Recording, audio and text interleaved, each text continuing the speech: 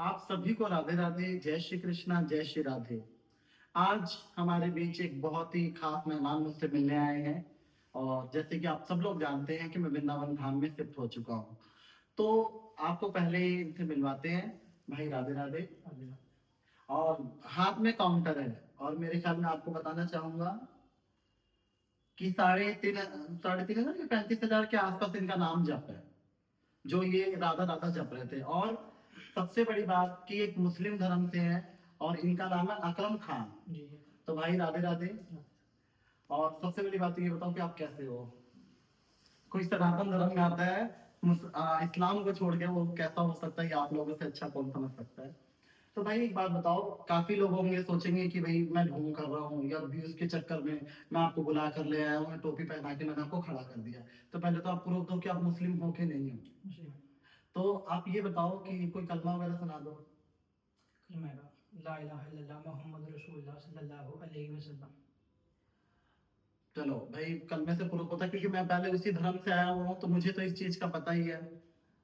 तो भाई आपको क्या मतलब, मैं एक चीज पूछना चाहता हूँ कि कैसे आपको सनातन धर्म के प्रति और श्री जी के प्रति, ठाकुर जी के प्रति इतना लगाव हो गया?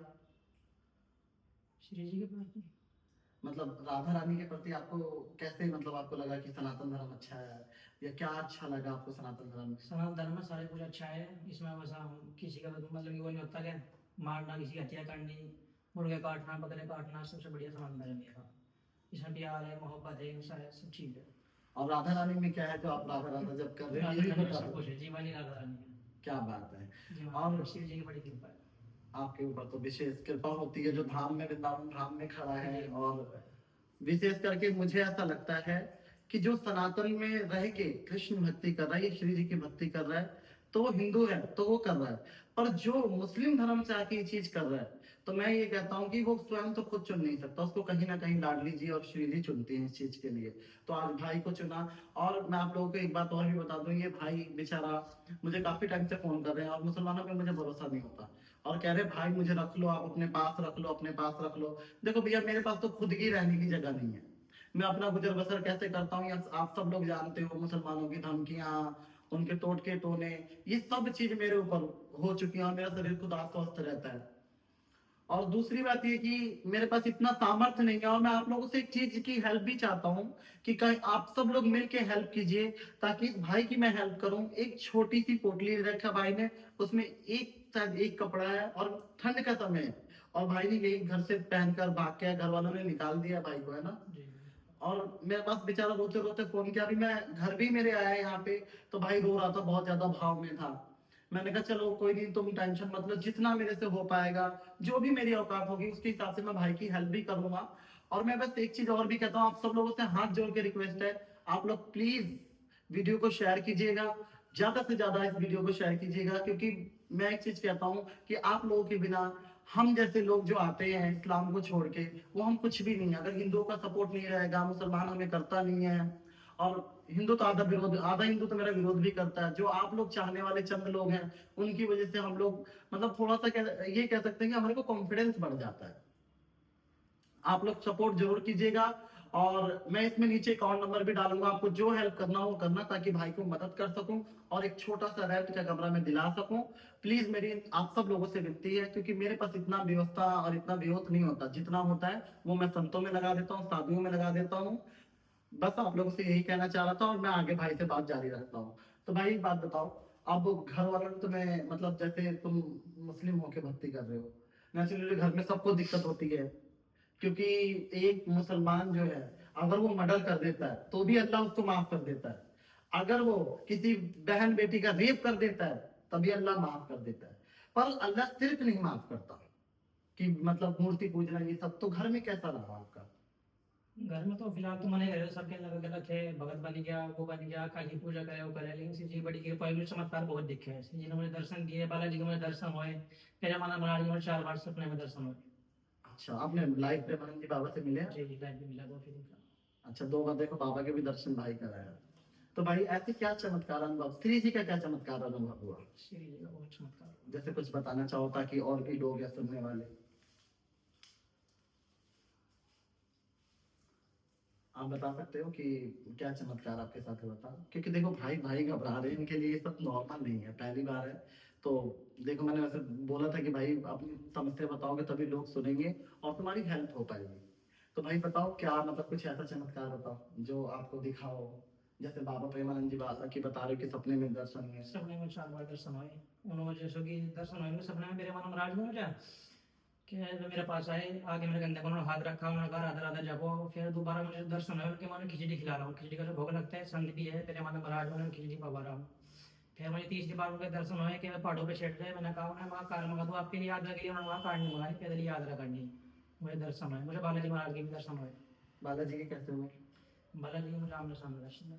किस मतलब क्या आप बालाजी की भक्ति करते थे जी, पहले? जय श्री राम, जय श्री राम जगत, अच्छा, जय श्री राम जय जपते श्री थे। राम, जय श्री राम, जय श्री राम। और अब मतलब राधा राधा इसलिए जपते सभी थे? एक ही है, अच्छा। श्री जी भी राधा देवी सब एक ही है। चलो ये बहुत है। आजकल तो हिंदू भी भेद करने लग जा रहा है कि हाँ। बालाजी अलग है, राम जी अलग है और देवी अलग है। सब एक चल है। मुस्लिम होकर आने के बाद भी व्यक्ति ये कह रहा है कि सब एक ही, और मैं भी यही मानता हूँ, कृष्ण और काली में कोई अंतर नहीं। और राधा रानी हो गई है, कोई भी देवी देवता है, क्योंकि आजकल हिंदुओं का बस ना चले, हिंदू तो देवी देवताओं में झगड़ा करवा दे कि ये बड़ी वो बड़ा, ये सब चरणों के अंश कुछ नहीं है, सब एक ही है। बस वो कहते हैं ना कि जैसे एक छत के ऊपर टंकी रखी रहती है, टूटियां अलग अलग होती हैं पर स्रोत एक ही होता है, उसी हिसाब से सब एक ही है। चलो भाई आपके भाव तो बहुत अच्छे हैं। तो भाई एक बात बताओ, तुम्हें घर से निकाल दिया गया और मैंने देखा कि ना तो कपड़े हैं ना कुछ है भाई के पास, और ना बेचारे के पास जो पहना होता उसी से आए, और एक कपड़ा है।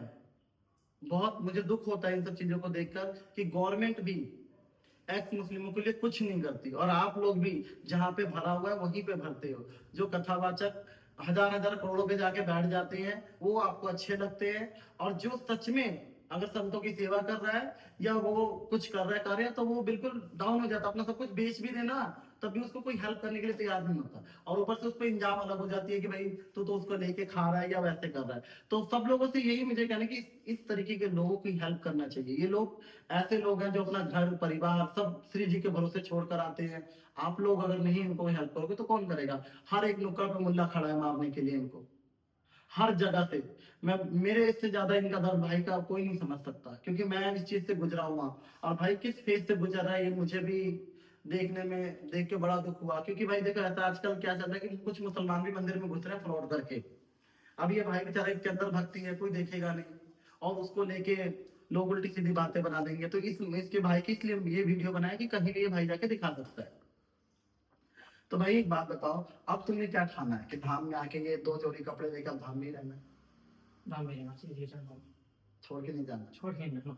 अब ये टोपी उतार देना, अब इसके कोई काम नहीं, ना टोपी पहनो ना पहना हो, तिलक लगाओ और सनातन अपनाओ।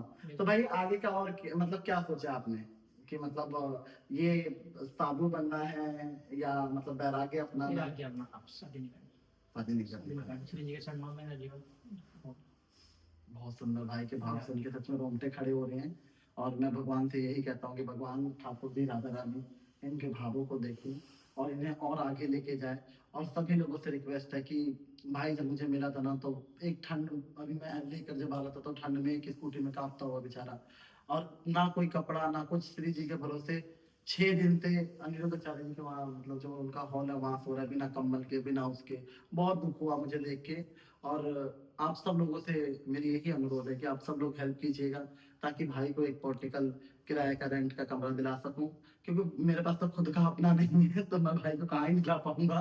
तो रेंट का ही कम से कम हो जाए व्यवस्था, तो भाई वृंदावन में रह जाए, ताकि हमें ऐसे साधकों की हेल्प करनी चाहिए। क्योंकि मैं एक और बात बता दूं आप लोगों को, आप लोग कहोगे कि आश्रम में भतेरे, आश्रम में जाके क्यों नहीं रहती है? मुझे भी लोग बड़े ज्ञान देते हैं, एक दिन आश्रम में रह के आना, उसमें ठाकुर जी की कोई सेवा नहीं, सुबह उठो आश्रम की गुलामी करो, फिर वहां का जो महाराज है उसकी गुलामी करो, मैं रह के सब देख कर आया।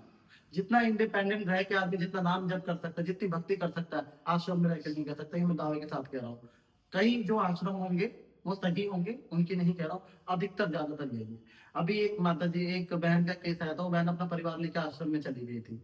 वो एक दिन रात को लेट हो गई प्रेमानंद जी बाबा के दर्शन करने के लिए, तो विधवा थी, उसके 2 बच्चे हो गई, आश्रम वालों ने सुबह निकाल दिया उसे। क्योंकि फ्रीडम नहीं है ना। अगर हमारा मन कर रहा है कि रात को हम ब्रज की लताओं में घूमे, गलियों में घूमे, पर आश्रम में ये सारी चीजें नहीं है। तो मैं अगर कोई ऐसा इंडिपेंडेंट वाला आश्रम हो कि किसी को इंडिपेंडेंट रहना हो तो भी भाई व्यवस्था करवा दे, और नहीं तो भाई मेरी हेल्प कर दो, क्योंकि भाई को मैंने पूछा भी कि भाई का अकाउंट नंबर तक भी नहीं है ना, इनके अकाउंट भी है बट और सब कुछ छीन छान के घर वालों ने भाई को निकाल दिया बेचारे को, और ये बेचारा आज वृंदावन की गलियों में है। श्री जी लेकर आएंगे, आप सब लोगों से आग्रह है कि आप सब लोग हेल्प करें, और कोई सवाल होगी तो कमेंट में करना कि भाई को मैं दोबारा बुला लूंगा, क्योंकि मैं टच में हूँ, पूरी तरीके से जितना हो सकेगा मैं उतनी हेल्प करूंगा। राधे राधे, जय श्री कृष्ण। राधे राधे।